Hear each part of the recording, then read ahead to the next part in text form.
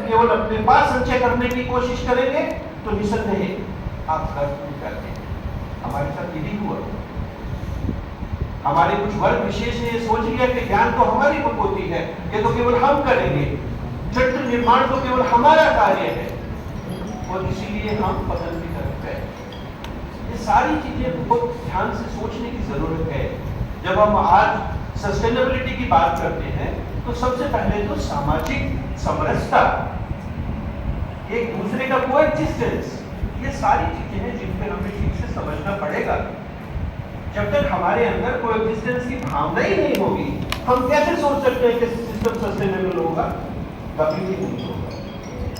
ये समन्वय, ये समरसता हमें इंसानों के बीच बनानी है। ये संचय, ये संवर्धन, ये प्रसार हमें विभिन्न मानवीय जातियों के बीच बनाना है।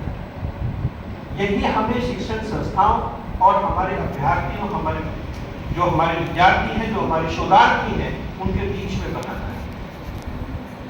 और हमें इन सब कामों को करते समय इस बात का पूरा ध्यान रखना है कि कहीं भी मानवीय जो चेष्टाएं होती हैं, जो हमारी अलग अलग तरह की जिज्ञासाएं होती हैं, उनके कहीं हम आड़े तो नहीं आ रहे हैं। यदि हमारा कोई भी क्रियाकलाप उनके आड़े आता है तो उसमें हमें ठीक से सोचने की जरूरत है कि ऐसा क्यों हो रहा है। आप किसी महाविद्यालय के चेकिंग के लिए जाते हैं, आप किसी कॉपी को चेक करने के लिए जाते हैं, हमने देखा है कि कितना करते हैं। लोग गए, कॉपी चेक करके आए, और एक बच्चे को जिसका हमने देखा उसके 50 नंबर है, उसके 3 नंबर लगे, जिसके 3 नंबर है उसके 50 नंबर लगे। बात हम करते हैं राष्ट्रीय क्षेत्र की, बात हम करते हैं कोएग्जिस्टेंस की, बात हम करते हैं कि सब सस्टेनेबल होगा। आप सोचिए सिस्टम क्या सस्टेनेबल हो सकता है? जहाँ पे वैल्यू ही नहीं है, जहाँ पे एथिक्स ही नहीं है, वो सिस्टम कैसे सस्टेनेबल होगा? तो सबसे पहली जरूरत तो देखिए चरित्र निर्माण है। और ये बहुत ही प्रसन्नता का विषय है कि देर से ही सही, आजादी के 75 साल बाद कम से कम हम अध्यापकों को, शिक्षाविदों को कम से कम एक बात तो समझ में आई कि हमें ज्ञान के साथ साथ वैल्यू सिस्टम भी अपने बच्चों को सिखाना चाहिए। जापान में पहले दिन से सिखाया जाता है, हमें 75 साल बाद याद आया है। खुद सोच सकते हैं कि हमारी जो दयनीय स्थिति है उसके लिए हम खुद जिम्मेदार हैं। ये सारी चीजें यदि हमने शुरू से ही अपने बीच में लगाई होती तो संभवतः ये दिक्कत आती ही नहीं। आप लोगों को एक छोटा सा एग्जाम्पल दूंगा, यदि आपको कभी मौका मिले, आप महात्मा गांधी काशी विद्यापीठ की वेबसाइट देखना। जब 1921 में यूनिवर्सिटी का स्थापना किया महात्मा गांधी जी ने, उन्होंने कुछ वाक्य कहे, और वो वाक्य बिल्कुल वही है जो आज हमारी राष्ट्रीय शिक्षा नीति 2030 कहती है। तो जो राष्ट्रीय शिक्षा नीति के जो कथन है, जो इसकी अवधारणाएं हैं, वो कोई नई चीज नहीं है, गांधी जी के पास तो पहले से ही थी। लेकिन गांधी जी को समझने में हमने 75 साल लगा दिए, टैगोर जी को समझने में हमने 75 साल लगा दिए। टैगोर जी साफ साफ कहते हैं शिक्षा का उद्देश्य केवल मानव कल्याण है, इसके अतिरिक्त कुछ भी नहीं।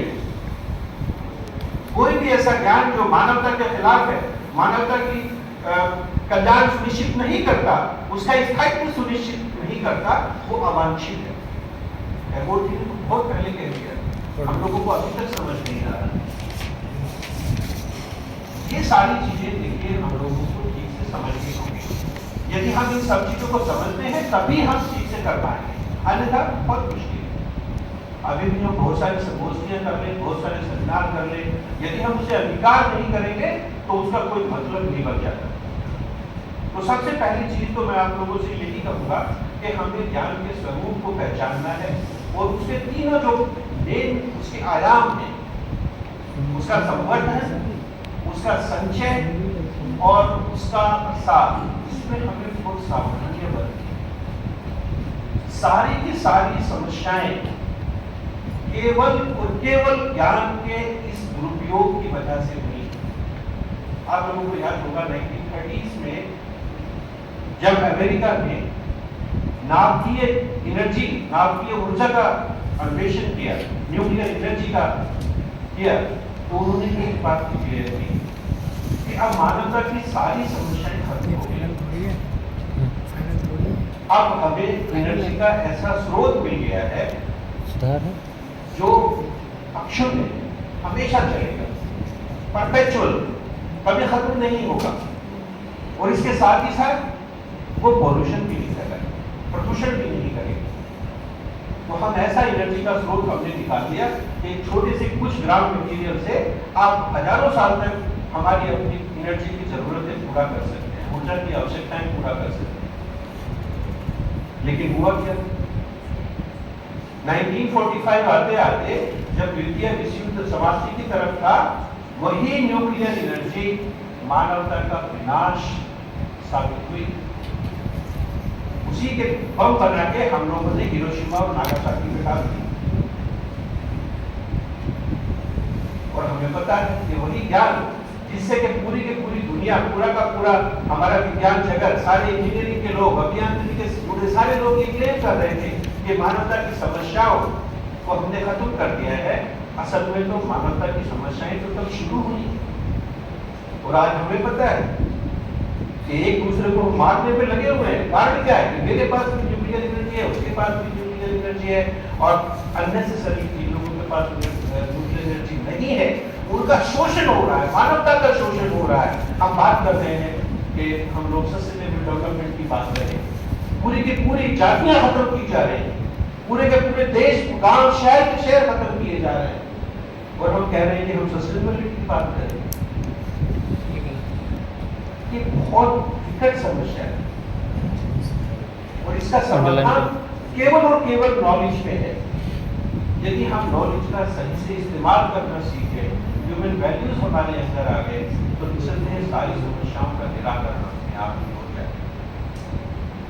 दूसरे जो भी हमारे पॉलिसी मेकर्स होते हैं, उनका अपना एक परसेप्शन होता है, वो एक परसेप्शन के साथ काम करते हैं। कल्याण परसेप्शन नहीं होता, वेलफेयर ऑफ ह्यूमैनिटी परसेप्शन नहीं होता है। They have got altogether different perceptions. We have basically analyzed those. Whether those perceptions of those policy makers they resemble with our requirements. We all know that as citizens, we have given our rights to the government. We have surrendered those rights, and by exploiting those rights, now they are governing us. They are our rights. We have deliberately surrendered those rights to them. And even today, we are giving more to them. We are surrendering our rights. That you do whatever you want with us. We have given full liberty. Have we ever thought that whatever we have surrendered is something invaluable? अमूल्य है वो चीज। कभी सोचा vote डालने से पहले? कभी नहीं सोचा। क्या सोचा? ठाकुर को तो ठाकुर को दूंगा, ऐसी को तो ऐसी को दूंगा, ब्राह्मण को तो ब्राह्मण को दूंगा। नेशनलिटी कहाँ है? वही तो हमने बात कही शुरू से, कि वही कुछ ठेकेदार है समाज के, वही तो समाज को चला रहे। बात हम करते हैं सस्टेनेबल, कैसे सस्टेनेबल होगा? सस्टेनेबल तो जब होगा जब हम एक दूसरे के सह अस्तित्व को एप्रिशिएट करेंगे, उसको स्वीकार करेंगे। जब हम स्वीकार ही नहीं करेंगे तो सस्टेनेबल कैसे होगा? ज्ञान का केवल और केवल एक स्वरूप होना चाहिए, वो है मानव कल्याण और मानवता का शाश्वत सुनिश्चित करना। इस ग्रह पे यदि हम मानवता की शाश्वतता को सुनिश्चित कर पाते हैं, इसका मतलब हम ज्ञानवान हैं। और यदि हमारा ज्ञान जो है वो मानवता के खिलाफ जाता है, तो निसंदेह हम ज्ञानवान हो नहीं सकते। गुरु तो देखिए द्रोणाचार्य थे और गुरु शुक्राचार्य थे, दोनों ही लोग गुरु थे, दोनों ने ही शिक्षा दी। अब ये हमें डिसाइड करना है कि द्रोणाचार्य बनना है कि शुक्राचार्य। अपने गिलाबाद में जान के देखिए शुक्राचार्य तो नहीं बन गए। बहुत सोचने की जरूरत है। मैं अक्सर देखता हूँ, कई बार अभी हमने चैलेंज इवैल्यूएशन शुरू करवाया, कॉपीज को देखा, टीचर ने 3 नंबर दिए हैं, उसके करेक्ट 1 हो गए। टीचर को बुला के पूछा, मैंने बिल्कुल ठीक है, तो कॉपी लेके आओ, दिखाओ टीचर को, कोई जवाब नहीं। एक टीचर को भेजा पैनल के लिए, इंस्पेक्शन पे जाओ, वो उसको 10,000 रुपए दिया, कहता नहीं मुझे 50 चाहिए। बताइए कहां से समझता है? ये तो अध्यापक कर रहा है, ये अध्यापक कर रहा है, उसके बच्चे भी देख रहे हैं, बच्चे आके हमें बताते हैं कि सर फला टीचर कहां गए थे, इतने पैसे लेके आए।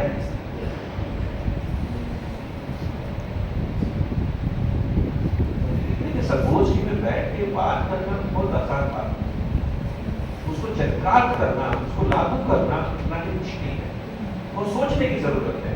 हम लोग बड़े आराम से बाहर बैठे रहते हैं, धूप में बैठे रहेंगे, छाया के पेड़ के नीचे बैठे रहेंगे, क्लास बैठी रहेगी, हमें कोई चिंता नहीं। हम में से ऐसे कितने हैं जिन्होंने आज तक क्लास नहीं छोड़ी? हम आज भी यहाँ पे खड़े होकर दावे के साथ कहते हैं कि हमने 35 साल नौकरी की, आज तक अपनी छुट्टी में कभी एक्सटेंशन नहीं कराया। एक दिन की छुट्टी पे गए तो उस अगले दिन अपने कॉलेज या यूनिवर्सिटी वापस, आज तक नहीं कराया सर 35 साल। लोग क्या करते हैं, एक दिन की छुट्टी लेके जाते, 15 दिन गायब। आप सोचेंगे कि क्या हो रहा है वहाँ पे, आपके बच्चों का क्या हो रहा है, सिस्टम कैसे चल रहा होगा? Never bothered about it. This is what character is talking about. And we are talking very hard. कहीं जाएंगे तो बड़ी अच्छी बात करेंगे, सामने वालों को दिखने लगेगा कि इससे बढ़िया तो इंसान ही नहीं, ये तो बिल्कुल एकदम भगवान राम का नाती नजर आता है। ये सारी चीजें देखिए हमें इनसे करनी होगी, कथनी और करनी का जो अंतर है उसको पहचानना होगा।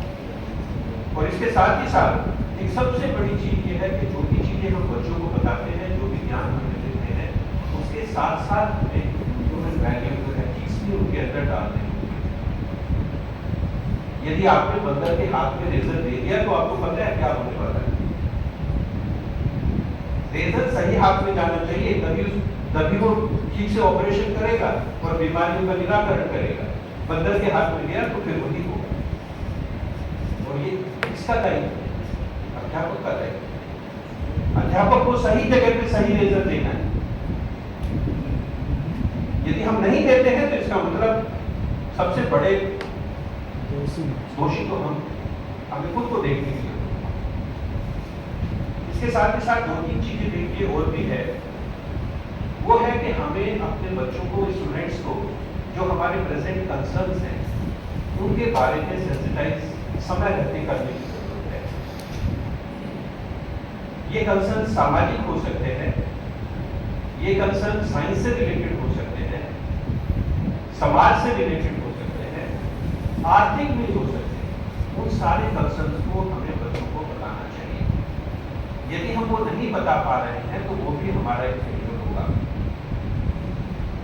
अब कंसर्न सबसे बड़ी चीज हमारे लिए क्या है? सबसे बड़ी चीज आज की डेट में यदि हम ठीक से सोचें तो वो यही है कि बच्चे जो एक साइलो में जी रहे हैं, साइलो मतलब एक शेड में, एक छोटी जगह में जी रहे हैं, उस साइलो से हमें उसे निकाल बाहर करना की सबसे बड़ी जरूरत है। आज हर बच्चे ने या तो लैपटॉप में जीता है या मोबाइल में जीता है, या अपना एक छोटा सा परिवार है, छोटे से परिवार में भी मम्मी पापा है, दादा दादी को जगह नहीं है तो मम्मी पापा आने ही नहीं देते उनको। वो एक छोटी सी दुनिया है उस बच्चे की, उसी को वो बच्चा जीता है। कल वो कहते हैं कि बच्चा डिप्रेशन का शिकार हो गया, उसके बच्चे ने जो है आत्महत्या कर दी। उस बच्चे का उसको देखा कभी? जब हम लोग बच्चे थे तो माँ बाप क्या करते थे? माँ बाप कहते थे बस में बैठ के जाओ, 3 व्हीलर में बैठ के जाओ, स्कूल में जाओ अपने आप। आज हम क्या करते हैं? आओ बेटा कार में बैठो, तुम्हें स्कूल छोड़ के आओ। We are spoon feeding, we are not giving opportunity to them to interact. अच्छे इंसान कहाँ से बनेंगे जब किसी से मिलेंगे ही नहीं? तो अच्छे इंसान कहाँ से बनेंगे बताइए? एक किस्म से सही से करो तो हम लोग अपने समाज को, अपने देश को धोखा दे रहे हैं।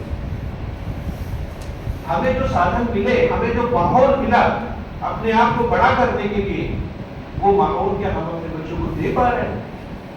कहने के लिए तो हम बहुत स्थापित हो गए। हम सोचते हैं कि कार में जाके बच्चा बहुत ज्यादा सीख के आएगा, लेकिन ये सब सर्वे सारे एक्सपर्ट्स बताते हैं कि जितने ज्यादा बच्चों से बच्चा मिलेगा, यदि एक बच्चा पब्लिक ट्रांसपोर्ट से स्कूल जाता है वो ज्यादा सीखता है। यदि आप उसे छोड़ के आएंगे तो नहीं सीखेगा। दोष आखिर में बच्चे का, बच्चा कोटा भेज दिया, उसने सुसाइड कर ली, ऐसा ही था। आपने देखा कभी? आप कैसे, आपके माँ बाप ने आपको क्या माहौल दिया और आप क्या दे रहे हो बच्चे को माहौल? स्कूल फीडिंग के नाम पे आप उन्हें हैंडीकैप बना रहे हैं। ये सारे ऐसे इश्यूज हैं जो देखिए, यदि सस्टेनेबिलिटी की बात करनी है, सबसे पहले तो सोशल सस्टेनेबिलिटी होनी चाहिए, सोशल कोहेरेंस होनी चाहिए, समरसता होनी चाहिए। बच्चे को पता नहीं नानी क्या होती है, बच्चे को पता नहीं दादी क्या होती है। बात हम ह्यूमन सिस्टम की करते हैं, बात हम अपने हिंदुस्तान की मान्यताओं की करते हैं। हम तो खुद हिंदुस्तान की जो मान्यता है उनसे बिल्कुल पथभ्रष्ट हो गए। देखिए, सस्टेनेबिलिटी का रास्ता सीधा का सीधा समरसता, समरसता, अपनी खुद की समरसता, व्यक्तिगत समरसता, परिवार की समरसता, अपने संस्थान की समरसता, अपने समाज की समरसता, अपने प्रदेश की और अपने देश की। यदि सब कुछ होमोजीनियस है तो निसंदेह हम एक्सपेक्ट कर सकते हैं कि सिस्टम जो है सस्टेनेबल हो सकता है। फिर हम दूसरी चीजें आइडेंटिफाई करेंगे। यदि कोई सस्टेनेबिलिटी फिर भी हमारी इंश्योर नहीं हो रही है तो फिर हम दूसरी चीजें आइडेंटिफाई करेंगे कि ऐसी कौन सी दूसरी चीजें हैं जिनकी वजह से हम लोग जो है सस्टेनेबल नहीं हो पा रहे।